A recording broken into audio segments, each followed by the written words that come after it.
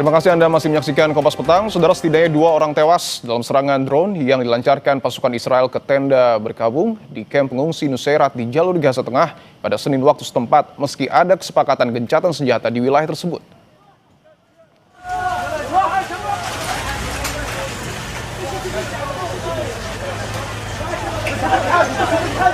Selain menewaskan 2 orang, serangan tersebut juga melukai banyak orang, termasuk anak-anak yang dibawa ke Rumah Sakit Al-Aqsa Martyrs di Deir Balah.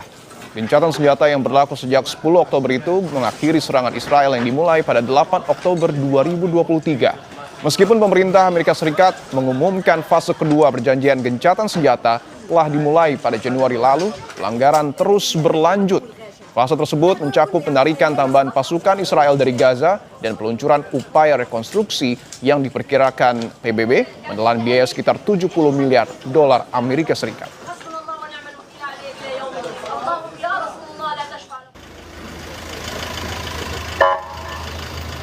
Sementara itu, seorang pria Palestina berusia 67 tahun, Khaled Al-Saifi, meninggal dunia seminggu setelah dibebaskan dari penjara Israel dalam kondisi kesehatan yang sangat memburuk. Menurut kelompok hak asasi narapidana Palestina, Al-Saifi dibebaskan setelah 4 bulan ditahan. Korban diduga menderita komplikasi kesehatan serius akibat pelanggaran selama penahanannya, seperti dugaan diberi suntikan yang menyebabkan peradangan parah. Setelah itu kondisinya memburuk. Israel membebaskan sekitar 1.700 tahanan dari Gaza pada 13 Oktober berdasarkan perjanjian gencatan senjata dan pertukaran tahanan dengan Hamas. Sebagian besar dari mereka yang dibebaskan tiba dalam kondisi kesehatan yang buruk dan melaporkan penyiksaan, kelaparan, dan penghinaan selama penahanan mereka.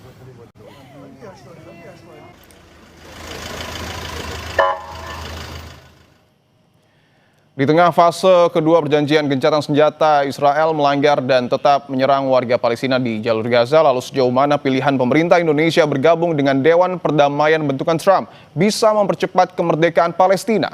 Kita bahas bersama Ketua Pusat Kajian Wilayah Amerika Universitas Indonesia, Profesor Suzy Sudarman, dan anggota Komisi 1 fraksi PKB, Syamsu Rizal. Prof. Suzy dan Bang Rizal, selamat petang semua.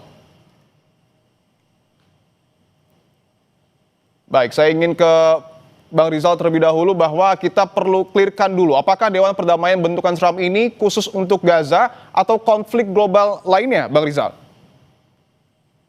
Iya, Mas, tolong diulang, nggak kedengeran. Oke, saya ulangi, Bang Rizal. Kita clearkan dulu, apakah kemudian Dewan Perdamaian bentukan Trump ini khusus untuk konflik di Gaza atau konflik global lainnya? Iya. Selama yang kami tahu, board of peace ini sebenarnya dibuat dan historikalnya itu untuk Gaza. Tapi dalam perkembangannya ini menjadi melebar. Melebar bukan hanya di konflik Gaza, di Timur Tengah, bahkan di seluruh dunia. Makanya tidak salah kalau ada orang beranggapan, jangan-jangan ini replacement dari PBB. Jangan-jangan karena ini kemudian Amerika keluar dari beberapa badan PBB. Dan ini oleh sebagian kalangan menganggap bahwa ini adalah langkah yang mendegradasi lembaga yang selama ini kita anggap sebagai salah satu atau satu-satunya lembaga yang bisa memberikan nuansa perdamaian. Dan ini juga yang menjadi salah satu kritik dari orang-orang yang menolak dari Board of Peace ini. Ya.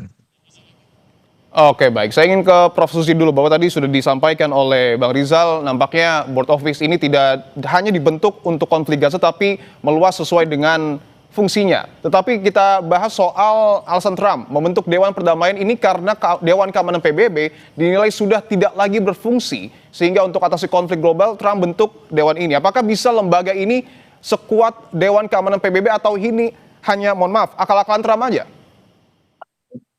Jelas tidak sama dengan PBB. PBB kan dibentuk untuk melegitimasikan kekuasaan Amerika, naked power turn into legitimate power. Tetapi sekarang Board of Peace ini lebih banyak mengenai monopoli dari keluarga Donald Trump dan berasosiasi dengan keinginan Netanyahu untuk mengusir warga Palestina. Jadi sebetulnya ini tidak ada landasan dasarnya yang mirip seperti piagam PBB yang mengakui eksistensi negara-negara tanpa adanya upaya-upaya bersifat swasta untuk melakukan hal-hal yang menyangkut kemakmuran negara-negara lainnya di dunia gitu. Kalau PBB kan jelas tujuannya adalah membantu mendamaikan dan membantu mengatasi segala macam persoalan yang ada di dunia. Oke, bahwa tidak ada landasannya terkait dengan pembentukan board office, dan kita tahu sampai dengan detik ini Presiden masih terus ataupun tengah bertemu dengan sejumlah ormas Islam. Prof. Susi, apa yang sebenarnya harus disuarakan oleh ormas Islam yang kemudian saat ini ada di istana untuk disampaikan kepada Presiden? Ormas Islam jelas harus berpegangan pada kenyataan bahwa sebetulnya Board of Peace ini dibentuk untuk memimik New York Declaration. New York Declaration diakui oleh PBB, tetapi melencengkan oleh Donald Trump untuk kepentingan-kepentingan yang di luar dari deklarasi New York yang sebenarnya mengakui two-state solutions. Nah, ini kan harus diatasi oleh negara-negara yang berkepentingan karena tidak bisa sebuah lembaga yang absah digantikan begitu saja oleh lembaga yang menculik gagasan yang dideklarasikan di New York untuk dijadikan sesuatu alat untuk mengumpulkan dana dan mengusir warga yang bertempat tinggal di situ. Oke, saya ingin tanyakan ke Bang Rizal soal apa yang kemudian tadi disampaikan oleh Prof. Susi, atau mungkin juga Anda memiliki bocoran apa yang sesungguhnya akan disampaikan oleh ormas Islam kepada Presiden? Saya belum punya, tetapi yang paling utama adalah sesuai dengan catatan kami di Komisi 1, kita punya 2 catatan untuk Pak Menlu untuk menyampaikan kepada Presiden. Yang pertama itu adalah memastikan bahwa BOP ini juga memberikan kemanfaatan bagi Indonesia, memberikan peluang bagi Indonesia untuk bisa menjalankan langkah-langkah diplomasinya, sekaligus juga peran Indonesia untuk ikut dalam perdamaian dunia.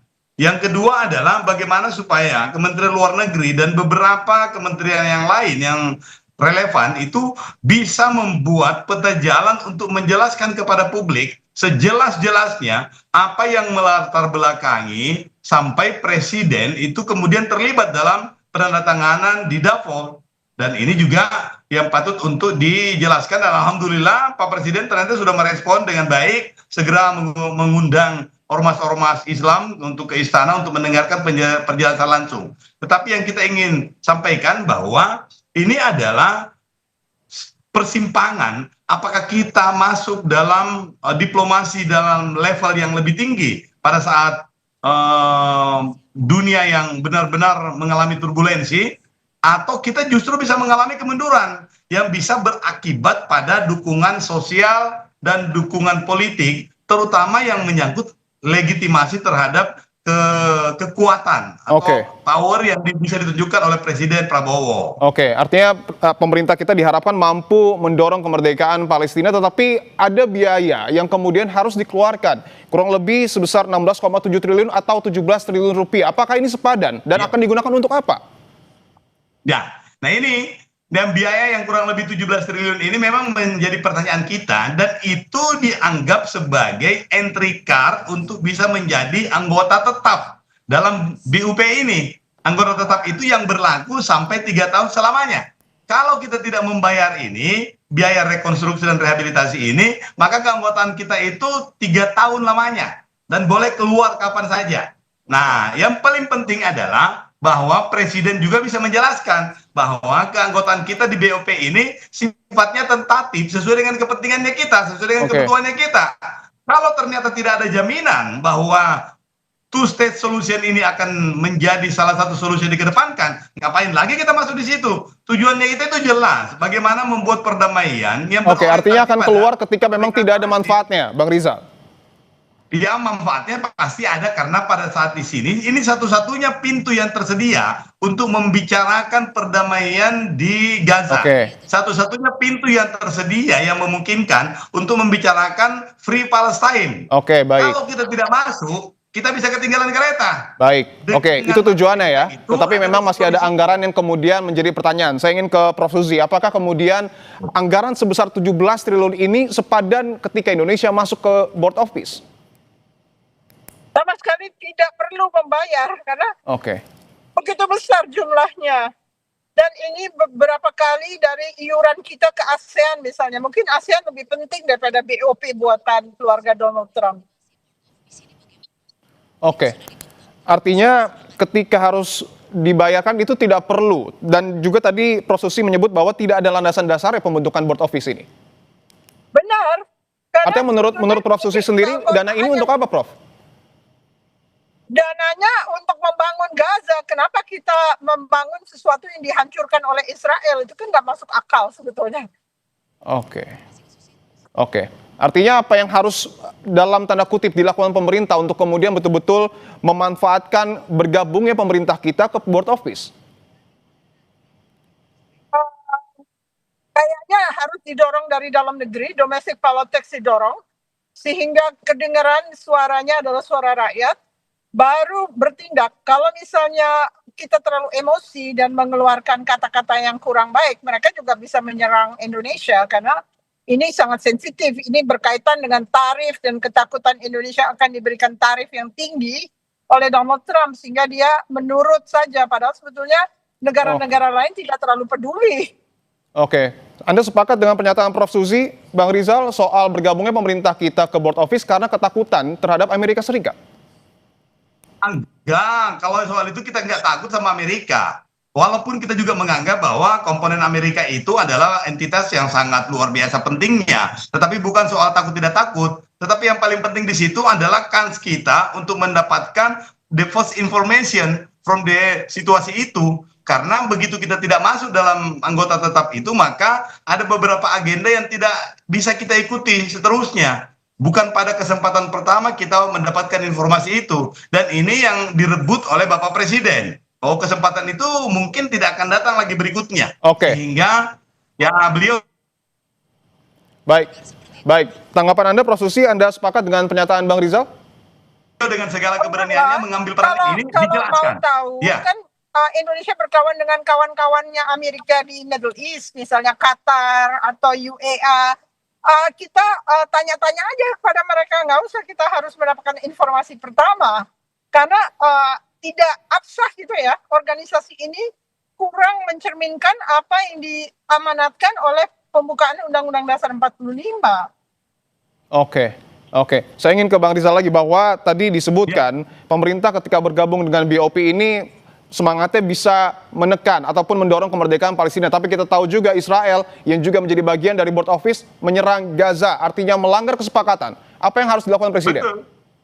Betul. Yang mesti kita lakukan ini adalah memastikan apa yang dilakukan Israel ini tidak boleh lagi sama sekali dilakukan. Bahkan mesti ada penekanan dari chairman-nya BOP ini untuk memastikan Israel ini bisa mendapatkan tanda kutip sanksi.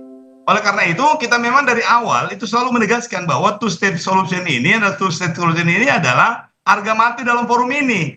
Nah, Bapak Presiden ini kalau dalam pemahaman kami dan penjelasan dari Kementerian Luar Negeri bahwa kita tidak ingin ada informasi sekecil apapun yang kita tidak bisa dapatkan atau kita tidak dapatkan itu dalam kesempatan pertama. Di sini strategisnya. Baik, saya ingin tanyakan, ketika Indonesia nanti sudah mengirimkan dana 17 triliun, apa jaminannya untuk negara kita agar dana tersebut tidak sia-sia? Karena kita tahu juga negara kita masih membutuhkan begitu banyak biaya untuk segala keperluan yang ada.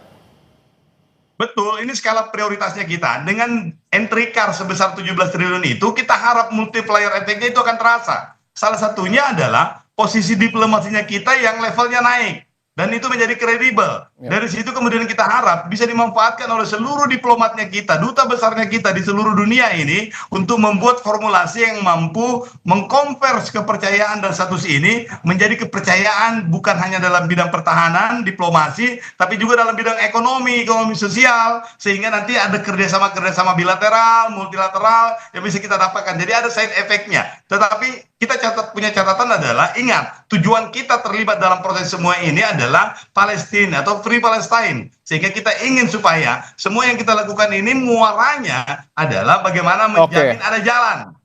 Oke, saya ingin tanyakan ke Prof. Susi, apakah diplomasi kita sudah mengambil langkah yang tepat dengan bergabung dengan Board of Peace? Tidak, kalau menurut saya sih tidak banyak gunanya. Harusnya kita mengikuti aja deklarasi New York yang Indonesia juga menandatangani bersama Prancis.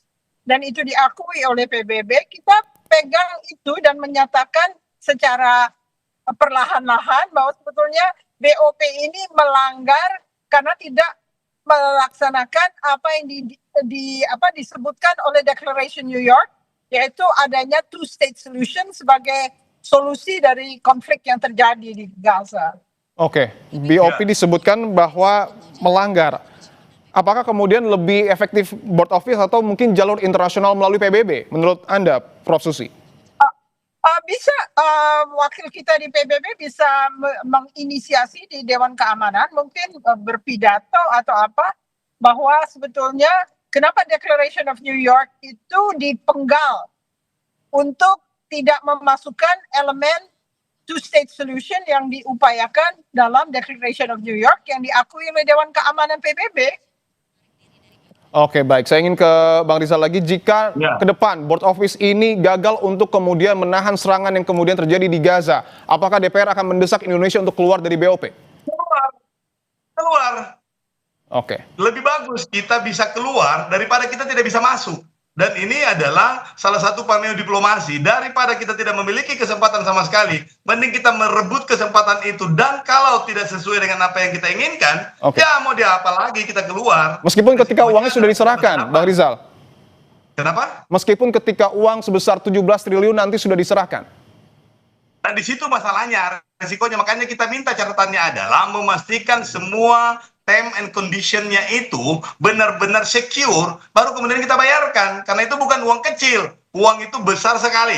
Dan kita minta kepada Kementerian Luar Negeri dan kementerian lainnya itu untuk benar-benar memastikan. Nah, itu tadi kita punya rekomendasi 2 secara eksternal itu untuk menghitung dengan baik bagaimana peta jalan yang bisa didapatkan oleh Indonesia selain kemanfaatan diplomasi dan kemerdekaan Palestina, kita bisa memanfaatkan untuk produktivitasnya kita. Kita bisa membuka beberapa barrier karena beberapa negara yang lain. Yang kedua tadi, bagaimana supaya kebijakan ini benar-benar tersosialisasi ke masyarakat Indonesia. Itu dilakukan oleh Bapak Presiden tadi, salah satunya. Oke, saya ingin ke Prof. Susi bahwa tadi Bang Rizal mengatakan ketika BOP ini gagal menahan atau membendung serangan yang terjadi di Gaza, Indonesia akan keluar. Tanggapan Anda apakah harus menunggu kegagalan tersebut atau seperti apa? Sebaiknya pemerintah mendorong domestic politics untuk menyuarakan bahwa sebetulnya BOP itu berbeda dengan Declaration of New York yang sudah diakui oleh Dewan Keamanan. Jadi untuk safe-nya seakan-akan politik domestik kita yang menarik kita untuk keluar dari BOP. Karena kalau kita sendiri menyuarakannya, tentu kita kena tarif yang tinggi, mungkin diberikan sanksi oleh Donald Trump. Kita tahu ya, masalah egonya dia terlalu besar. Jadi pemerintah bisa mendorong domestic politics itu untuk bermain demi kepentingan kita. Seperti kalau di Amerika domestic politics bisa dipakai juga, misalnya dia tidak mau menggambarkan di surat kabar, dia kasih tahu surat kabar itu jangan menggambarkan hal ini ya. Nah, itu kita juga bisa bermain di situ. Oke, singkat saja Prof. Susi, Anda menyimpulkan tujuan BOP ini adalah murni untuk kemudian melahirkan kedamaian di Gaza atau ada tujuan lain? Tujuannya adalah menggolkan cita-cita Netanyahu dan Mossad untuk mengusir orang-orang Palestina, karena ternyata kan pemboman masih berlangsung sekarang ini. Oke, Anda sepakat dengan hal itu, Bang Rizal? Enggak, kalau saya tidak sepakat. Maksudnya sepakatnya itu adalah biar bagaimanapun juga satu-satunya negara yang oleh Uni Emirat Arab, Qatar, Turki, dan beberapa negara lainnya yang mampu menginjak kakinya Presiden Netanyahu itu adalah Presiden Trump. Itu yang kita gunakan, kekuatan itu untuk menekan Israel. Karena selama ini tanpa tekanan atau jaminan dari Amerika, itu hampir nggak mungkin. Nah, inilah kecerdasan seorang presiden kita itu untuk menggunakan tangan orang lain untuk mengetok palanya nih Netanyahu. Oke, apakah Anda punya informasi, Bang Rizal, kapan anggaran 17 triliun ini harus diserahkan ke BOP? Belum, nanti akan kita mintakan ke Kementerian Luar Negeri bagaimana perencanaannya. Baik. Terima kasih Bang Syamsur Rizal, anggota Komisi 1 fraksi PKB dan juga Ketua Pusat Kajian Wilayah Amerika Universitas Indonesia, Profesor Susi Sudarman telah bergabung di Kompas Petang.